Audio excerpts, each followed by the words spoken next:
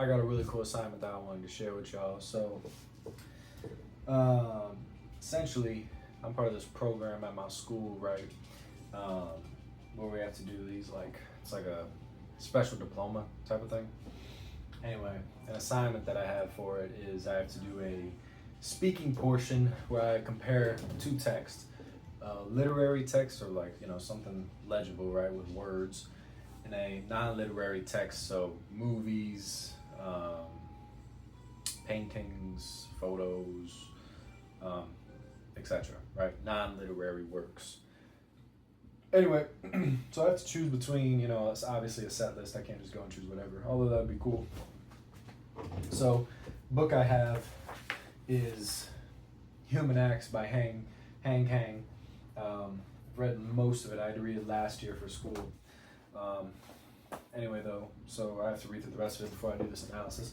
And the non-literary work that I'm using is a photo gallery from, let me see what this guy's name is, from Sierra Pelada, Gold Mine in Brazil, 1986.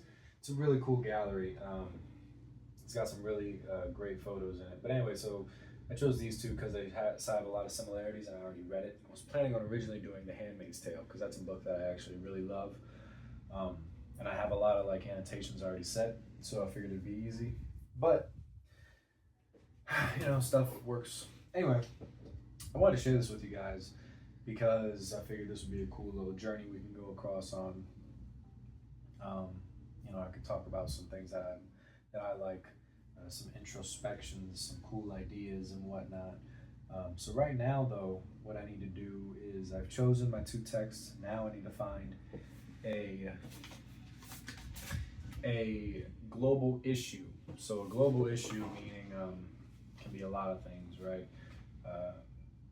Even the term global issue can be kind of morphed into something that you can make a case for a lot of things to be a global issue, right? Main global issues, something could be racism, right? That's a global issue. Classism, you could argue, humanitarian issues, right? Poverty, right? All global issues. So right now what I'm trying to do is I'm looking through this book, I'm looking through my annotations and whatnot, I'm seeing, okay, what are the main things I've got highlighted all throughout this book? What are the main points? And this book's actually really interesting. It's set in a timeline that I've never heard of. It's based on a real story about the Gwangju uprising in South Korea, and it's takes multiple perspectives. Each chapter is like a different perspective. Anyway, it's a really cool book. I recommend it. It's cool. Gloomy. It's very sad. I'm preparing it now. It's a sad book. But so is this photo gallery, so it kind of works. So right now I'm actually just brainstorming common themes between the two. Once I find a good amount of common themes, I'm gonna be like, all right, what global issue stirs in with these themes? So I'm about to keep doing that. I already have my little layout also for what this oral assessment needs to be. Has to be 10 minutes where I talk, 10 minutes where an instructor talks, and it's comparison, right? That's all it is.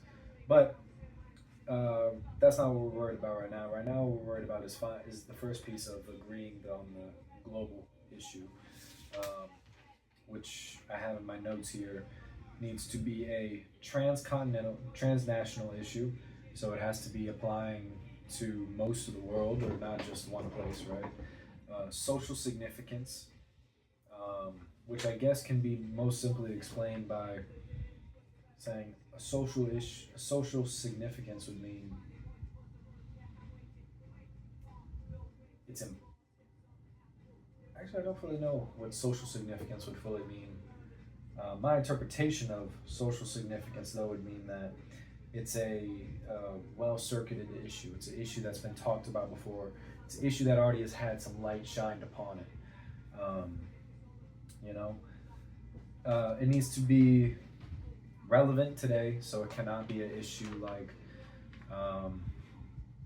like polio disease. Um, I don't know if that's fully true or not, but I feel like that's something I hear happened a lot back in the day, but it doesn't happen now.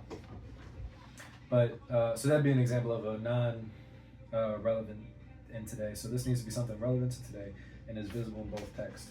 So while I'm doing that, I'm looking through the pictures, looking through the book, and that's what this video is going to be about pretty much. It's going to be me going through this. I'm going to be stopping it. Lots of time lapses. I hope you guys like time lapses. And so I'm going to be going through that, comparing it, explaining my train of thought to y'all, and yeah, this is just a cool assignment that I figured I should share with y'all. So now I'm gonna just continue what I'm doing and finding common themes. I have a little brainstorm sheet here, and then once I have some common themes, once I have you know, a couple ideas of global topics I could choose from, I'm gonna decide on one, and then I guess from there, that's technically all I have to do for now. This is like a working issue, working thing. Like tomorrow is when I have my next English class, so that'll be when we actually start structuring the whole discussion. So then we go to the, you know, just talking about. Then we start filling out this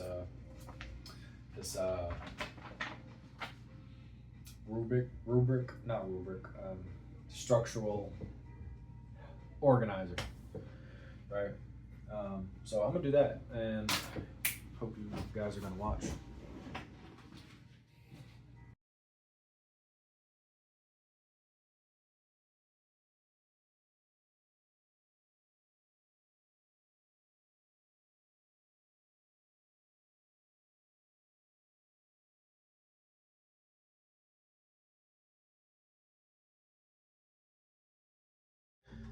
Right. So I have to record this. No! I don't want to get copyright. Okay. We're cool as a cucumber, right? So I had to set you up in a weird angle because my phone died, and I lost probably like nice little bit of footage. Finished my brainstorm though, which is great. And it caught most of it, so it's whatever. I'm not gonna re-record that. You know how long time lapse taken. Anyway, but now I need to charge my phone, but I wanted to record this part right quick while I still have all the ideas fresh in my head and all that. You're at another angle, by the way, so this is why this might be a bit odd. Usually I have you right here. Now you're at pretty much the exact opposite, so that my phone can charge and I can record this video at the same, or this clip at the same time. So I went through the whole, firstly, what I did was I researched, okay, what are global topics basically and whatnot, or global issues, just to kind of get a sense of like, what wording should I use, what issues count as where. I don't know why my brain feels a little foggy today, so it was a little harder to think than usual, you know? That might be because it's late. It's like 11 o'clock right now. Not late, but later. Anyway, so I did that, and I found that all the common themes that I had match up very well with the social and human rights sector of global issues, right? So then I was like, okay, cool. Well, I know pretty much the context for the book. I know it's about real events. It's about the Gwangju uprising, like I said. It says personal stories, all sprying from protest, and it's basically about this guy who's going around trying to create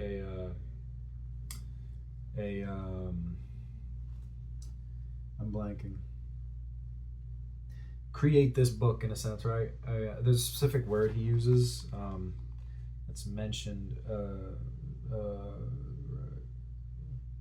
Dissertation, that's the word. I flipped literally right to the page I needed. That's great. So it's about this guy who's writing a dissertation about people from the Gwangju Uprising. The Gwangju Uprising was a political uprising against the oppressive system that was taking place in South Korea. I believe this was, I want to say this is like 60s. And correct me if I'm wrong on my dates and times, but I think this is right before America comes in, historically, by the way, because this book is based on real events. This takes place historically a little bit before America comes in to basically free South Korea, right? To help in their battle against North Korea. So I believe this is a little bit before that, or it might be a little bit after America had kind of left them to govern themselves, which means that it's either in the 60s or it's in the 80s, if my timeline is right. And because in my mind, I'm pretty sure America got involved with South Korea in the 70s. I think. I don't fully know that. I don't have the facts pulled up on that. But I know it wasn't the 50s, and I know it wasn't as late as the 90s. So that's why I say it's 60s to 80s range. Anyway, that's not the point. Point is, though, I know the context of this book. I know that basically it's talking about this, super politically oppressive government that was taken over, and the people are trying to free themselves. And now this guy writing this dissertation is going around collecting personal stories basically from the time, so that he could write about the experiences. Because when I actually Googled it, and this is a real thing, by the way, this is a topic in the book, and it also correlates to real life, is that the Gwangju Uprising was one of the most media censored historical events, like, of all time, pretty much. It's not something that a lot of people know about. I'm pretty sure when I looked more deeply into it, when I was first reading the book last year, I want to say like there was only like, let me put my leg up. I want to say there was like less than, I don't want to say like a small number, like 2, but like, I remember that was a major point that we went off, and that's even a major point in the book, was the censorship that happened at the time and the lack of knowledge and content we have from the time of it. So I was like, okay, cool, that's great and whatnot, right? That's very interesting. That deals again with economic and social issues, right? We're talking about, I have it actually written down here, that talks about state violence. And throughout the book, they talk about torture. This one guy gets tortured. They talk about mental issues that go on. They talk about censorship. They talk about police brutality, right? A bunch of humanitarian issues. And I was like, okay, cool. Well, this actually correlates to the photo gallery really well. Because the photo gallery, so then I was like, okay, now I need to find some content or some context for the photo gallery. Because prior to this, I had just looked at the photo gallery, and I just seen the pictures, and that was kind of it. The pictures are, I highly recommend you go look them up, by the way. It's really interesting. It's a really cool gallery. It's Savastio Salgos, Sierra Patella Gold Mine, Brazil, 1986. It is part of a larger collection. See if I can find the larger collection's name. If I can't in the next 3 seconds, though, I'm going to move on. And I found it. Largest series titled Workers and Archaeologists in Industrial Age, 1986 to 92. I did not look at that, by the way. I only looked at this website, publicdelivery.org, where I just looked up his name along with Sierra Patella Mine, which kind of just gave a basic overview of basically the photos and of what what he was photographing, why he was photographing it, and whatnot. Anyway, the larger title, I just said the larger title. Anyway, but that one's like 3,000 photos, and 42 different work type scenarios from 26 other parts of the world, because this guy apparently, Sebastião Salgado, hope I'm really saying that right, he likes to photograph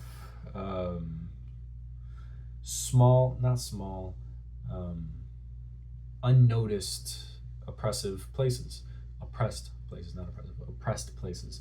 So in this one, he's talking about Brazil and the small city.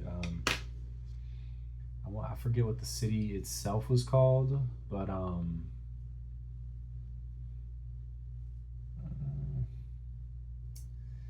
anyway, so he talks about. So this, I saw, first I got to see the whole piece where he goes and where he talks about Sierra Palada, which was really cool to see, like all the photos, because that's not the only photos I have access to in the gallery. The gallery itself show other images from different galleries. I don't know if it's from the same photographer or what. I believe it is. But nonetheless, lots of these photos are from, most of them are from that one, the mine, right? Which is where it is, right? Basically what it was is it was a huge mine in Brazil where they had all these people go in and they worked there in horrible conditions. It was set in the 80s. I want to say like 1986 was when it was in operation. And he goes around photographing these people, and they're just all carrying up ladders. It's clearly a very impoverished environment. You see pictures where everyone in there is just wearing like rag-like clothes with a bunch of holes in them. Most of the people there look malnourished. You can see their ribs and their bones and whatnot.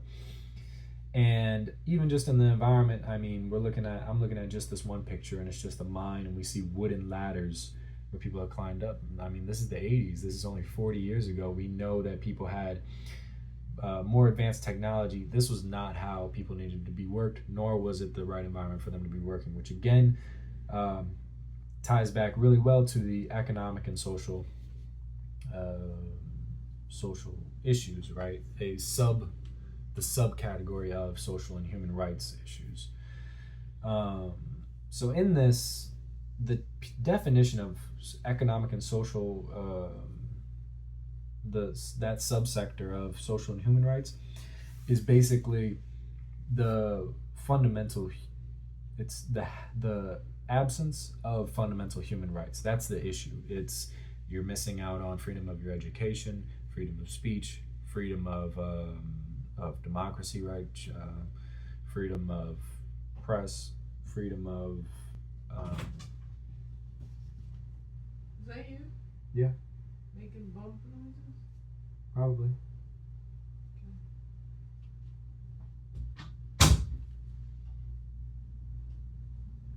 Anyway, so it links in with a lot of the same issues, right? Overarchingly, it's talking about, I found this really cool buzzword that aligns with it, state violence. That's a key like sector, another subsector of economic and social rights, which is state violence, right? Violence put from the state being put onto its people, which is I would say you could argue is even the biggest theme of human rights, and it also seems to be the biggest theme of this collection, right? So I was like, okay, well, great. So most of these photos are dealing with human rights. Again, not all the images are from this collection. Some images are from another, what's it called? Gallery. Yeah, his Migration series, which also looks cool. I'll probably dive deeper into that. But nonetheless, in all the photos, the consistent factor seems to be a sense of impoverished, like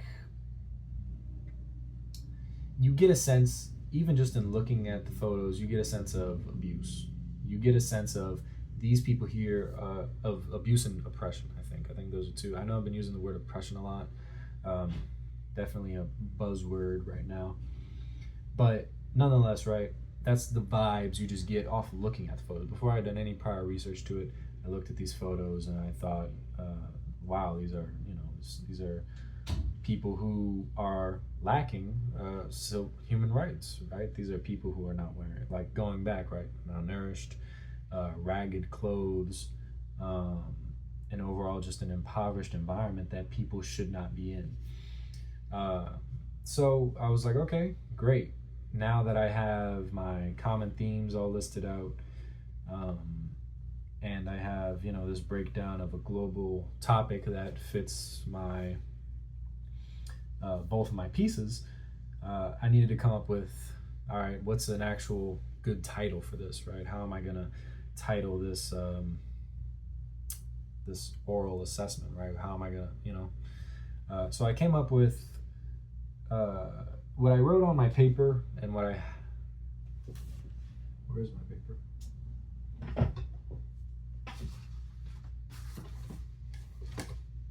Oh, maybe. Okay. Oh,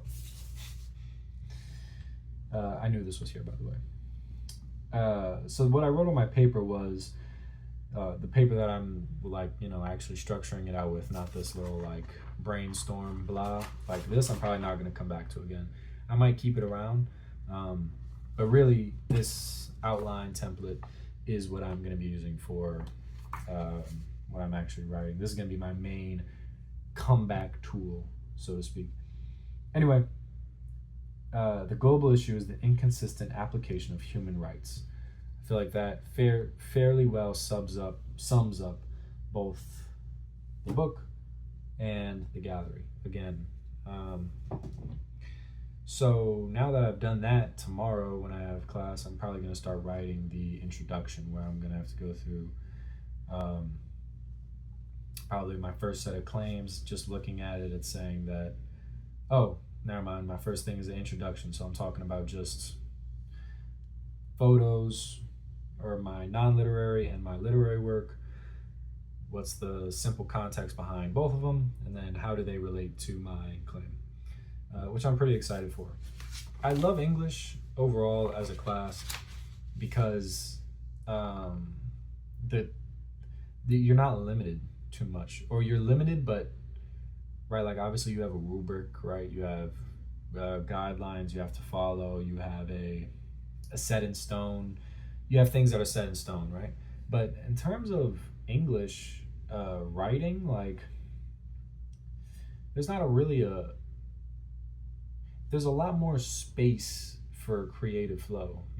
I love math and the sciences, right? Mathematics and the sciences, right? Too. But they're a lot more confined, In those, it's a lot more problem solving. This is a lot more problem exploring, which I think is, both have their place and both are needed. But that's what I love about English so much, is I'm able to look at this and I'm able to think, okay, now this is my assignment, and what's my interpretation of this? Math, there really is no there's the interpretation, not my interpretation, which I think is really cool. So anyway, I'm really excited to get to working on this. I'm gonna come back tomorrow when I have this whole introduction written through. I'll go through that, some ideas I have for that, and then yeah, y'all guys are just gonna be along for that. So quick wrap around before I cut this piece. Check out Sebastião Salgado, the photographer. He's done some great work from what I'm seeing. There's even a documentary called Gold Rush, I think is what it was called, or something. That actually investigates, Gold Rush, it investigates this whole thing that was going on in Brazil at the time. And it looks really interesting. I'm just looking at the pictures and I'm looking at this gold mine. That's what it was. It was a gold mine that now like now, is a literal, it's a lake because they filled it up with water, but it's huge. And it's so crazy to think, like, I'm looking at genuinely just the vastness of it. And it's crazy to think, like, oh my God, humans dug this and then humans filled it with water, right? So, and I mean, you look at it and it's like, man, this is just, it's mortifying to look at. It's sad. It's like, oh my God, the amount of deaths that must have come from this place and whatnot. But it's also like, just wow, like the sheer size of it all is really eye capturing. Anyway, check him out. He's super cool. I'm planning on doing maybe some more investigating after I cut the camera off about him and whatnot. And also now about Brazil. I've read, my knowledge about Brazil is very limited. I actually have a friend who's from Brazil, and he's told me some interesting things about them. And I don't know a whole lot about it. My knowledge is limited towards them. So I'd like to, I'd like to fix that. So I feel pretty good about that. And we will be back with my next piece now that we've gotten a global issue, the introduction.